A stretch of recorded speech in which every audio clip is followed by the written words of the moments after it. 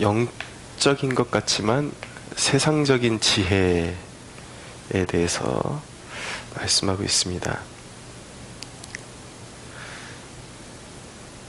19절에 보면 이 세상 지혜는 하나님께 어리석은 것이니 기록된 바 하나님은 지혜 있는 자들로 하여금 자기 꾀에 빠지게 하시는 이라 하였고, 20절 또 주께서 지혜 있는 자들의 생각을 헛것으로 아신다 하셨느니라.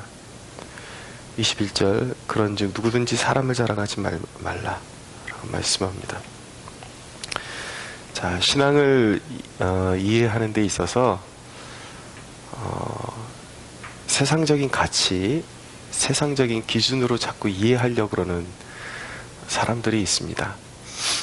영적인 것 같지만 영적이지 않은 그런 사상들이 교회에 이렇게 많이 퍼져 있다라는 것을 알게 됩니다.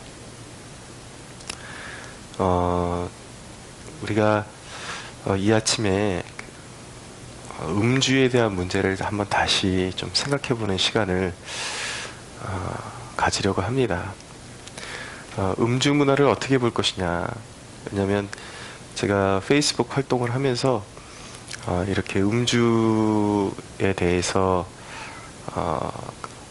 이야기를 하면, 이제 기독교적인 가치관으로 금주에 대한 도전을 하면 이렇게 반론을 제기하는 분들이 있습니다. 그래서 원래는 기독교가 금주 문화가 아니다 그러면서 그들이 제시하는 근거가 무엇인가 항상 정해져 있습니다. 뭐 오늘날 보수 그리스도인이든 진보적 그리스도인이든 이 음주 문화만큼은 자기가 이해하고 또 자기가 가지고 있는 음주 습관만큼만 인정하려고 그러는 그런 태도를 보이는 것을 알 수가 있습니다. 그래서 진보건 보수건 그들이 그 음주 문화를 그 정당화시키는 근거는 무엇이냐면 대표적으로 두 가지예요. 뭐냐면 하나는 성경적인 가능성에 관한 것입니다.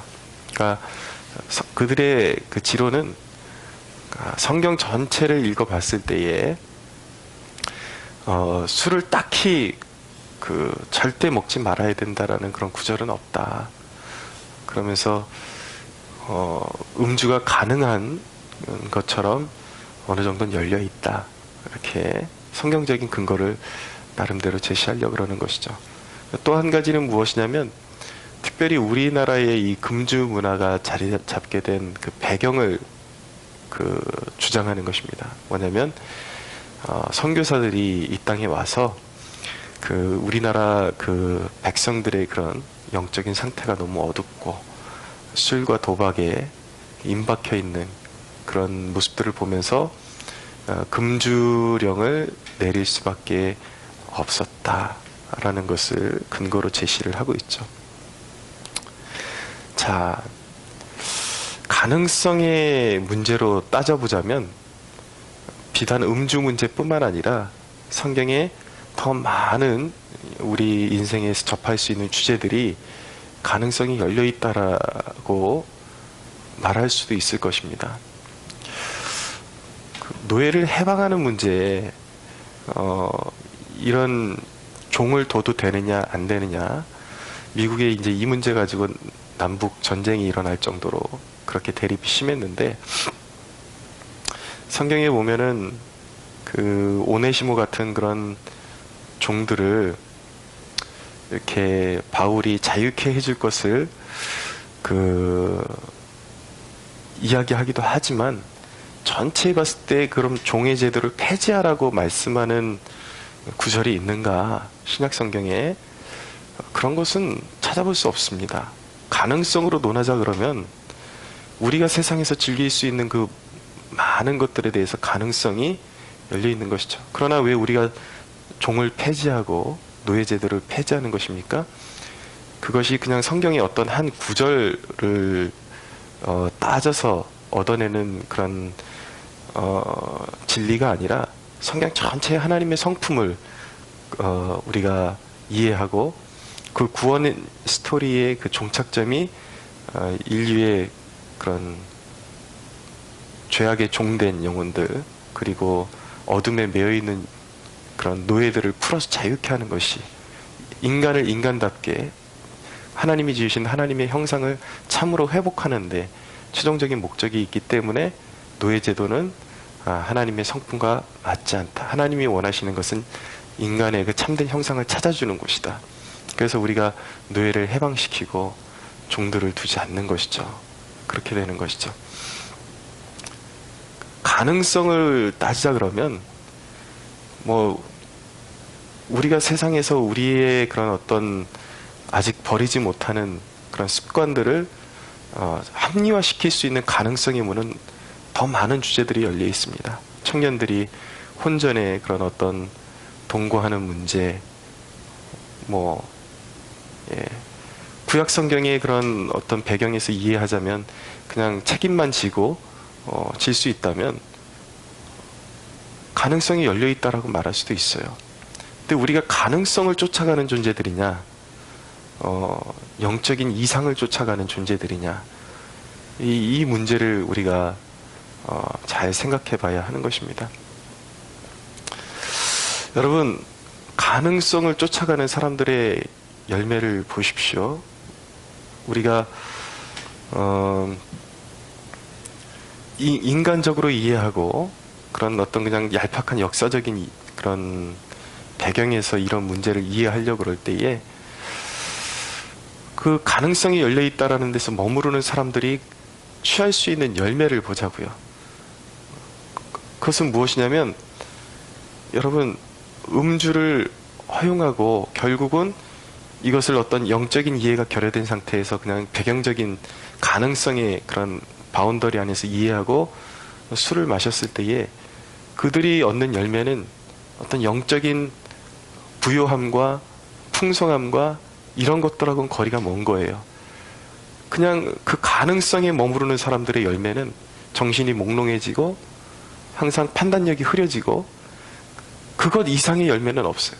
술 마셔갖고 얻을 수 있는 열매는 결코 우리가 영적으로 유익을 얻을 만한 그러한 열매는 결코 얻을 수 없다라는 것입니다. 그러나 주님이 우리에게 선사하시는 선물은 무엇입니까? 그것은 술로 얻을 수 없는 것들이에요. 영적인 풍성함, 영적인 부요함, 영이 만족하는 것. 예. 이런 세계로 주님께서는 우리를 인도하기를 원하시는 것이죠. 여러분, 보통 그렇게 가능성을 이야기하시는 분들은 이 세상이 얼마나 술로 망가져 가고 있는지, 특별히 그리스도인의 영성을 얼마나 갉아먹고 있는지, 이 술이라는 매개체가 얼마나 우리 그리스도인들의 영성을 아주 그 밑바닥으로 유지시키고 있는지 두 눈으로 확인해 볼 필요성이 있습니다. 이 목회 현장에서 경험하는 것은 무엇입니까? 저녁에 길거리에 나가보십시오. 휘청거리고 길바닥에, 여러분, 자매들이 술 먹고서 길바닥에 들어 눕거나 주저앉아 있는 모습은 그렇게 아름다운 모습이 아닙니다. 제가 그런 일들을 많이 경험합니다. 우리 교회 앞에서 그런 이렇게 토설해 놓고 휘청거리고 이런 애들 가끔 이렇게 이제 다독여주고 말 걸어가고 복음 전할 때가 있는데, 이런 식으로 살아서는 안 된다. 하나님이 당신을 지을 때에 이런 목적으로 짓지 않았다라고 말할 때에 꽤 많은 청년들이 하는 말이 무엇인지 아십니까? 나도 교회 다녀요. 나도 예수님 믿어요. 이 모습은 예수님이 원하시는 모습이 아닐 거라고. 더 좋은 은혜의 세계가 있는데 자기 몸도 가누지 못할 정도로 이런 것은 아름다운 모습이 아니다. 그러면 나도 기도하는데요. 제가 지어대는 말 아니에요. 나도 주님과 교제하는데요.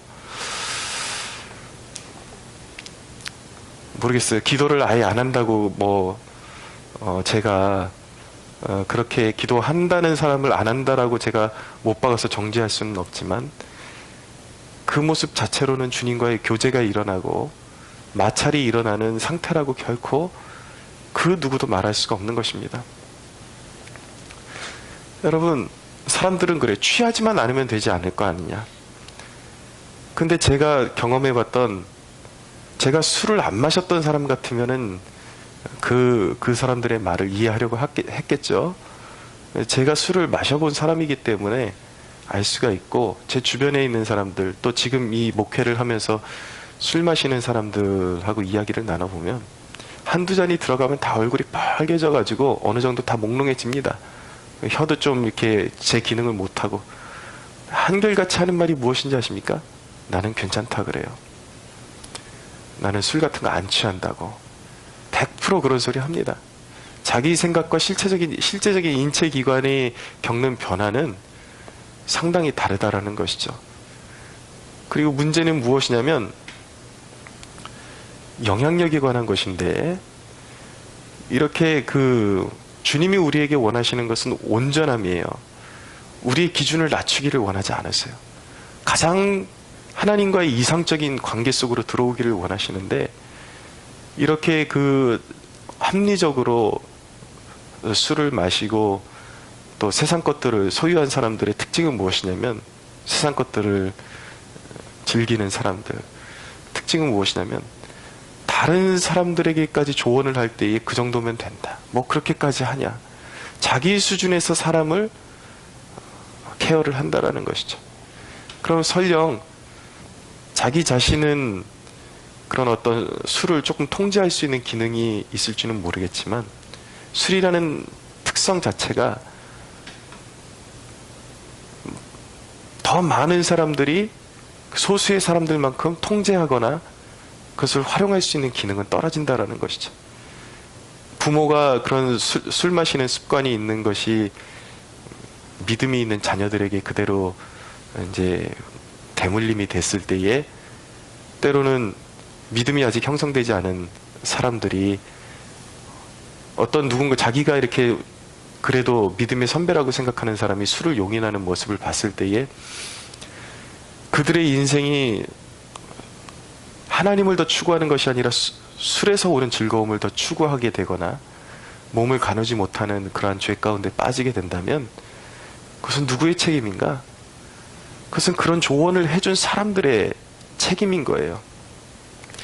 그러니까 내가 경험하고 체험한 영성 이상으로 사람들을 올바른 길로 인도할 수 없다, 선한 영향력을 끼칠 수 없다라는 것을 우리가 경각심을 가지고 깨달아야 하는 것입니다.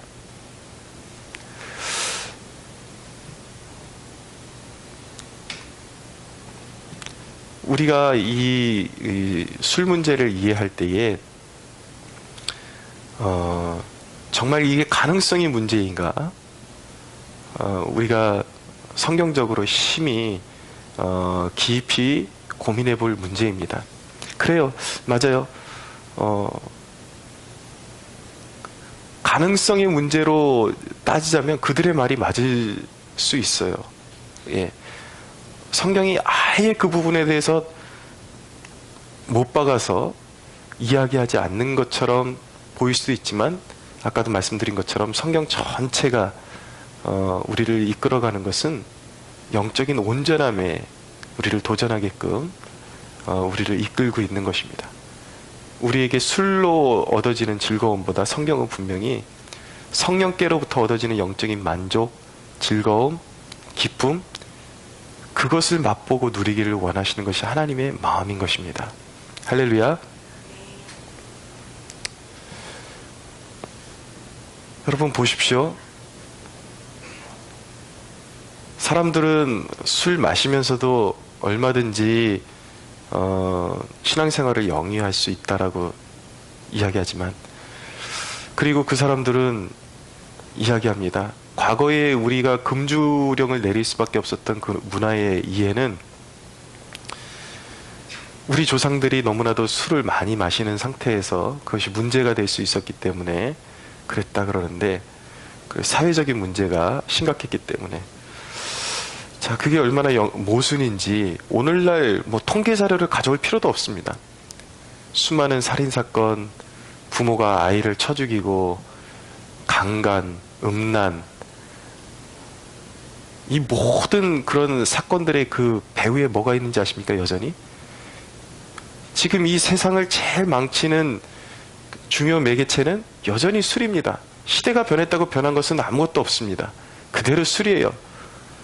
얼마나 많은 그리스도인 연예인들이 쭉 상승하다가 많은 교회들의 간증 다니고, 나 예수님 만났다고, 나 하나님이 이렇게 축복해 주셨다고 이렇게 간증하고 다니다가 하루아침에 술 먹고서 매스컴에 나타나가지고 하나님의 이름을 욕되게 하고 자기의 인생이 완전히 땅바닥으로 곤두박질 치고, 여러분, 이런 것들이 이게 과거의 문제라고 생각하십니까? 바로 오늘날의 문제인 것입니다.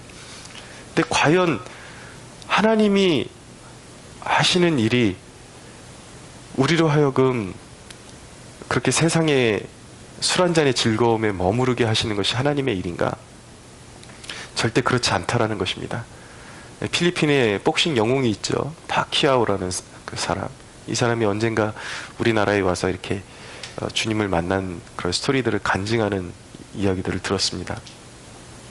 근데 자기가 얼마나 술과 도박에 임박해 있던 사람인지, 그러나 그 술과 도박과 그것을 또 이제 매개체로 해가지고 얼마나 많은 죄를 지었는지, 정말 권총이 있었으면 자기는 자살하고 싶었다라는 거. 살 가치를, 세계적인 명성은 있는데 사람답게 살지 못하고 늘 추구하는 것이 죄밖에 없는 자기의 모습 때문에 자살하고 싶었다라는 것이죠.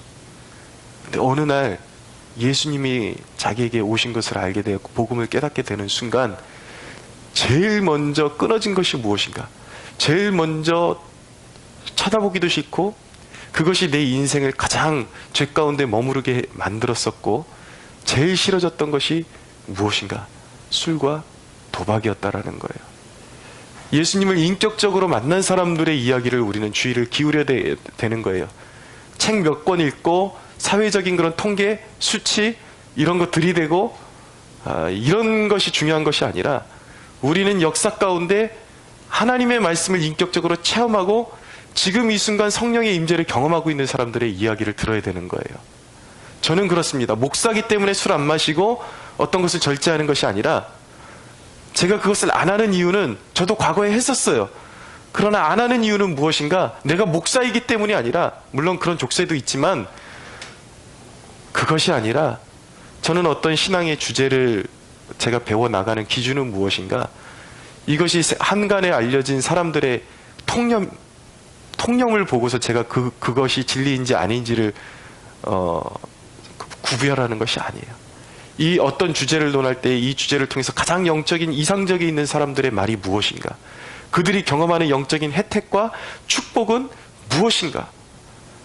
그것을 보고 나도 그들의 대열에 서서, 그들의 반열에 서서 영적인 충만함과 이 세상으로부터 얻을 수 없는 그 무언가를 얻기를 원하고, 하나님과 함께 동행하는 삶, 에녹과 같이 동행하는 삶을 원하는 것이지, 가능성, 여러분 좋습니다. 여러분들에게 가능성은 무한히 열려 있습니다. 술, 도박, 적당히만 하면 아마 지금 당장 천벌이 떨어지진 않을 거예요. 음란한 것들, 포르노, 세상처럼 즐기고 돌아다니는 것, 세상적인 가치들, 여전히 내려놓지 못하는 쾌락, 적당히만 하면, 가능성을 논하자면 여러분들 얼마든지 여러분들이 즐기고 여러분들이 아직 버리지 않아도 될 만한 것들은 부지기수로 많습니다. 한번 해보십시오. 괜찮습니다. 즐기십시오. 괜찮습니다. 그러나 여러분, 그 결과가 어떨지는 여러분들 스스로가 책임져야 하는 것입니다. 저는 가장 두려운 것이 지옥 가는 것이 아니에요. 많은 사람들이 이런 가능성의 문제를 논할 때 이것입니다. 늘 왜 그 수준에 머물러 있는가? 그거 해도 지옥 안 간다라는 거예요. 여러분, 우리 인생의 수준이, 결국 우리 인생의 목적이 그리스도인으로 살아가면서 감옥 안 가는 게 우리 인생의 목적인 꼬라지라는 것이 얼마나 비참한 것입니까? 사람으로 태어나서 감옥만 안 가면 되나요? 지옥만 안 가면 다 된 건가요?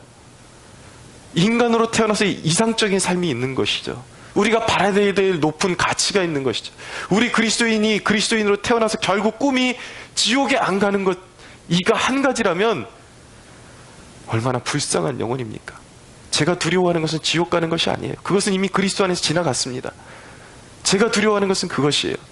내가 영적으로 아둔하고 깨닫지 못하고 세상과 은연중에 타협하는 사이에 나중에 알고 보니까 하나님이 그렇게 나에게 수없이 말씀하시고 좋은 것들을 나에게 허락해 주시려고 그랬는데 나의 영적인 미련함 때문에 당연히 내려놨어야 했어야 할 것을 가능성이라는 그 선에서 머무르고 세상사 아직도 변화받지 못한 그런 그리스도인들의 말에 가치관을 두고 그것을 따라서 내가 누릴 수 있었던 그 축복들이 담겨있는 그 뚜껑을 열어봤을 때에 그놈의 술 때문에, 그놈의 영적인 안일함 때문에 그 영적인 세계로 들어가 보지 못하고 하나님과 동행하지 못하고 그 영적인 축복을 온전히 누리지 못하고 세상에서 영적인 비참한 거지 같은 존재로 살았던 것, 그것이 제 인생의 가장 비참한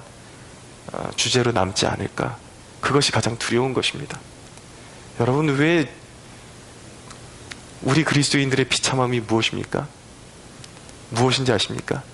그 가능성이라는 그 존재 때문에 이 영적인 거지 같은 수준에 머물러 있으려고 그러는, 영적인 이상에 들어가고 싶은 꿈을 꿔보지 못하는, 여러분, 수많은 유수한 복음주의 설교자들이 그랬습니다. 가능성이라는 틀에서 서양 문화에서 술도 어느 정도 마시는 목회자도 있었고요. 유명한 목회자들 가운데.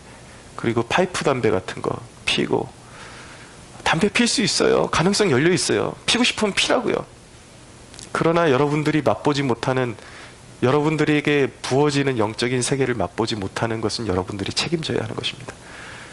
수많은 설교자들이, 신학자들이 그런 생활을 영위하다가 하나님의 은혜가 부어지는 것을 경험했을 때에, 제가 아는 유명한 목회자도 그런 케이스입니다. 담배를 피는데 이 몽롱한 정신이 하나님과의 관계를 가로막고 있다는 것을 깨닫는 순간 깨끗이 내려놓는 거예요. 우리의 이상은 무엇입니까? 가능성이 아니에요.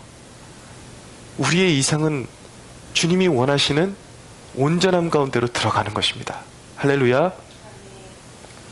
그것이 설령 안 된다 할지라도 내가 안 되기 때문에 사람들에게 그것은 가능성의 문이 열려 있는 거야, 그렇게까지 믿을 필요가 없는 거야가 아니라, 그 안으로 들어가지 못하는 내 자신에 대한 회개와 반성과 더 들어가고 싶어하는 갈급함이 내 안에 있어야 되는 것이죠. 자기가 수준이 낮다고 기독교의 가치관과 수준을 확 낮춰버리는, 이것은 하나님 앞에 죄악인 것입니다. 오늘 이것이 술 문제가 아니에요. 제가 말씀드리는 것은 단순히 이 술이라는 이 하나의 그런 어떤 문제가 아니라 깊은 영적인 하나님과의 교감, 교제와 영적인 풍성함과 부요함의 문제라는 것을 여러분들이 깨달을 수 있게 되기를 원합니다. 여러분 보세요.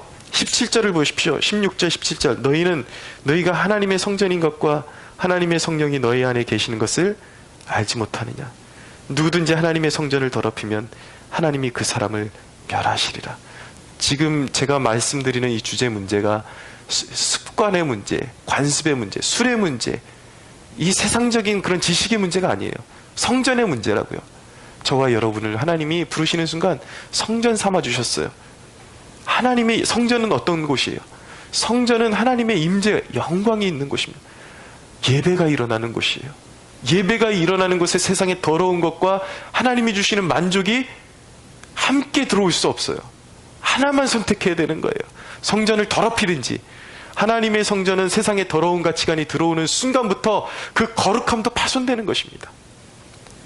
우리가 완전한 이 세상에서 완벽에 이를 수는 없지만, 그렇지만 회개하는 중에 우리가 버릴 수 있는 것들을 최대한 버리면서 회개에 이르고 하나님의 임재를 추구하고 하나님의 영광을 사모하는 성전이 되어야 하는 것이지, 의도적으로, 의식적으로 가능성이라는 이름으로 세상의 더러운 것들을 성전에 드러나서는 안 되는 것이죠. 이것이 단순히 제가 지금 말씀드리는 건 음주 문화에 대한 그 이야기가 아니에요. 거룩에 대한 이야기예요. 성전에 대한 이야기예요. 영적인 이야기예요. 여러분, 이것을 깨닫는 축복이 있기를 원합니다. 영적인 비참함에 머물러 있지 마시고 단순히 술 끊는 그런 관습적인 그리스도인이 되라. 지금 이 이야기를 하고 있는 것이 아니라는 것을 깨닫는 지혜를 하나님이 여러분들에게 주셨으면 좋겠고, 지금 이야기하는 것은, 제가 이야기하는 것은 단순히 술 문제가 아니라 영적인 풍성함의 문제를 이야기하고 있는 거예요. 영적인 부요함, 하나님의 임재의 충만함, 그것을 위해서 우리가 마땅히 접고 들어가야 되는 것이 무엇이냐, 이것을 깨닫는 은총을 이 아침에 성령님께서 저와 여러분들에게 더 깊이 부어주시기를 주님의 이름으로 소원합니다.